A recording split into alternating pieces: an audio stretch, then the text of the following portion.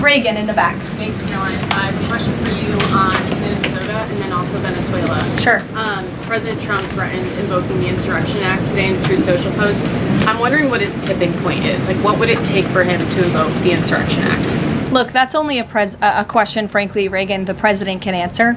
But the Insurrection Act is a tool at the president's disposal. As you know, it has been used sparingly, but it has been used by previous presidents in American history.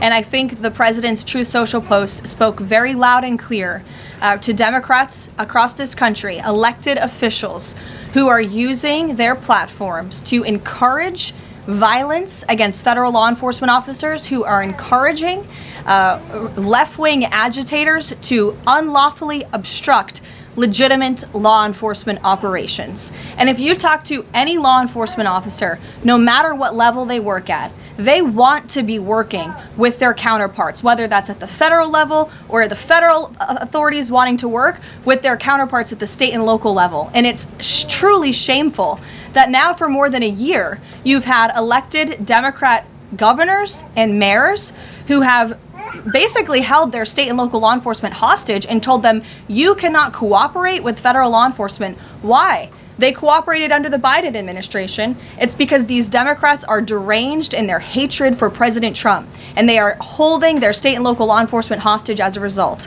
And these Democrat mayors and governors are doing this over what? Over the lawful and legitimate law enforcement operations to remove violent criminals from the streets of Minnesota, from the streets of California, from the streets of New York, and from the streets of every state across this country. And you don't see these riots and this vandalism taking place in states like Florida. Why? Because you have a governor in that state who has empowered federal and local authorities to work together. And it's despicable what we're seeing from these Democrat politicians, especially in sanctuary states and cities across the country. PBS, go ahead. You were mentioning a moment ago about working federal, state, local officials in Minneapolis. Governor Walz's office is saying today that he's trying to get a hold directly with the president. Have they spoken? And if they haven't, why haven't they spoken? If there's a desire from Walz, they're saying to de-escalate what's happening there. I'm not sure if that's a genuine offer to speak with the president. I was with the president about 30 minutes ago, and they hadn't spoken at that point.